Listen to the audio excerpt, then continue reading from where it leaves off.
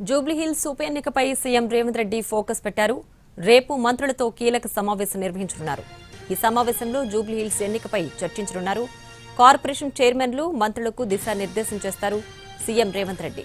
ఒక్కో డివిజన్కు 3 ఎమ్మెల్యేలు 2 కార్పొరేషన్ చైర్మన్లకు బాధ్యతలు అప్పగించనున్నారు. మంత్రులకు డివిజన్ల బాధ్యత అప్పగించనున్నారు. అలాగే జూబ్లీహిల్స్ ఉప ఎన్నిక ప్రచారానికి సిద్ధమవుతున్నారు సీఎం రేవంత్ రెడ్డి.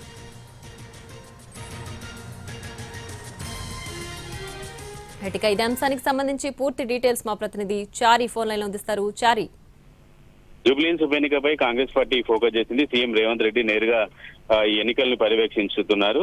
అయితే ఇప్పటికీ నియోజకవర్గంలో డివిజన్ల వారీగా నాయకులను, కార్పొరేషన్ చైర్మన్లందరినీ కూడా బాధ్యతలు అప్పగించారు. అయితే వీటి ఎన్నికల ప్రక్రియ దగ్గర పడుతున్నటువంటి నేపథ్యంలో నేరుగా మంత్రులు, ఎమ్మెల్యేలు అందరినీ కూడా రంగంలోకి దించాలని సీఎం నిర్ణయించారు.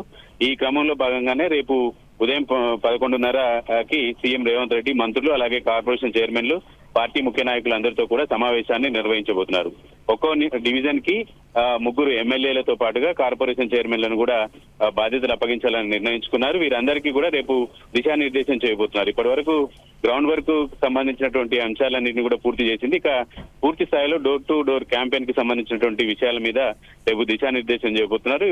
ఉప ఎన్నికలకు సంబంధించినటువంటి ఎన్నికల ప్రచారంలో సీఎం రేవంత్ రెడ్డి పాల్గొంటారా లేదా అనేటువంటి చర్చ జరుగుతున్నటువంటి క్రమంలో రేవంత్ రెడ్డి కూడా ఎన్నికల ప్రచారానికి వెళ్లాలని నిర్ణయించుకున్నట్టు తెలుస్తుంది. డివిజన్ల వారీగా రోడ్ షోలు కానీ, ఆ డివిజన్ల వారీగా నాయకులతో సమావేశాలను ఏర్పాటు చేయడం లాంటి యాక్షన్ ప్లాన్ తో రేవంత్ రెడ్డి సిద్ధమవుతున్నారు.